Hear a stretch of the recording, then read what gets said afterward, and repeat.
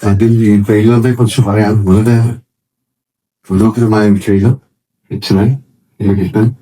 Congratulations. ഞാൻ സിനിമയുടെ പേര് പ്രതിച്ഛായ.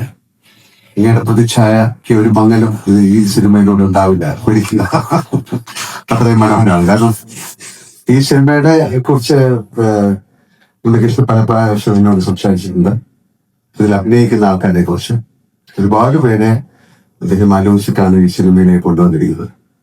ഇതൊരു പൊളിറ്റിക്കൽ സിനിമ ആയതുകൊണ്ടായിരിക്കാം ഉണ്ണികൃഷ്ണൻ പൊളിറ്റിക്സുമായിട്ട് വളരെയധികം ബന്ധമുള്ള ആളാണോ, അല്ലെങ്കിൽ അതിനെക്കുറിച്ച് നല്ല ധാരണയുള്ള ആളാണോ, രാഷ്ട്രത്തിൽ എന്ത് സംഭവിക്കുന്നു എന്നതിനെ കുറിച്ചും നല്ല ധാരണയുള്ള ആളാണ്.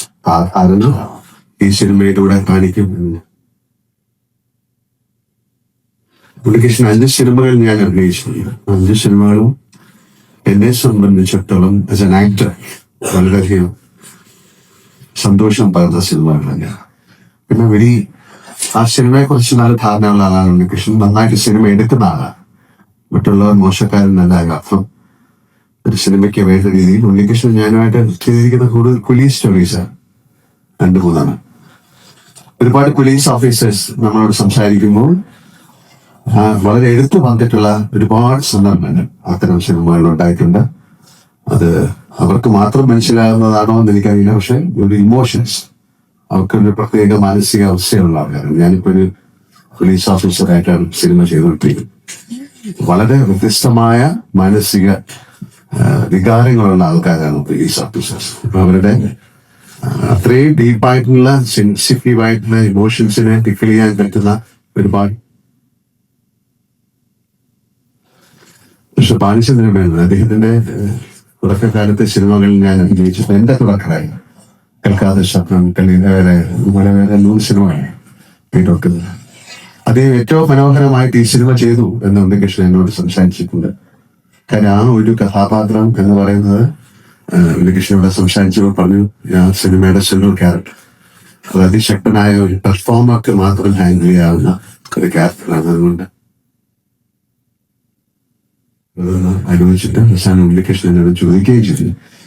തീർച്ചയായിട്ടും അത് വളരെ നന്നായിട്ട് ബ്രില്യൻ്റ് ആയിട്ട് അദ്ദേഹം ചെയ്തിട്ടുണ്ടെന്ന് അദ്ദേഹത്തിന് 2 ഷോട്ടുകൾ കണ്ടപ്പോൾ തന്നെ നമുക്ക് മനസ്സിലാകുന്നു. എന്തായാലും ഇതൊരു വലിയ വിജയമായി മാറട്ടെ. ഒന്നാമത് വളരെ പ്രസക്തമാണ് ഈ സിനിമ. ഈ ഒരു അവസരത്തിൽ ഒരു സിനിമ വന്നിട്ട് കുറെ നാളായി. ഉണ്ണികൃഷ്ണൻ എന്താണ് പറയാൻ പോകുന്നത് എന്ന് എനിക്കറിയില്ല. ഇതിന്റെ കഥയെക്കുറിച്ച് ധാരണയുണ്ട്. പക്ഷെ അതെങ്ങനെ ചിത്രീകരിച്ചു, അതെങ്ങനെ ജനങ്ങളിലേക്ക് അതെങ്ങനെ എത്തിക്കും എന്ന് എനിക്കറിയില്ല. പക്ഷെ കണ്ടെത്തിയത് വെച്ച് ഞാൻ മനസ്സിലാക്കുന്നു ഇതൊരു ബ്രില്യൻ ഫിലിമാണ്. ആൻഡ് ഒരിക്കൽ കൂടെ ഇതിൽ അഭിനയിച്ച എല്ലാവരും പുതുതായിട്ടുള്ള ഒരുപാട് പേരെ ഞാൻ കണ്ടു. അവരെല്ലാം ഓഡീഷൻ നടത്തി എടുത്തതാണെന്ന് പറഞ്ഞു കഴിയുന്നു. അത്ര ഇമ്പോർട്ടൻറ്റ് റോളുകളായിരിക്കാം, അല്ലെങ്കിൽ അത്രയും എന്താ പറയുക, ഉണ്ണികൃഷ്ണൻ ഏറ്റവും വളരെ ഒരു ഹൃദയത്തോട് ചേർത്ത് വയ്ക്കുന്ന ഒരു സിനിമ ആയതുകൊണ്ടാണ് വളരെ ശ്രദ്ധിച്ചാണ് ഒരു കാസ്റ്റിംഗ് നടത്തിയെന്നും ഞാൻ മനസ്സിലാക്കുന്നത്. ഒരിക്കൽ കൂടെ ഗോപാലൻ ചേട്ടൻ നേരത്തെ പറഞ്ഞ പോലെ നിങ്ങൾക്ക് ഒരുപാട് സിനിമകൾ, നല്ല സിനിമകൾ ഉണ്ണികൃഷ്ണനുമായിട്ട് ചേർന്ന് ചെയ്യാൻ സാധിക്കട്ടെ.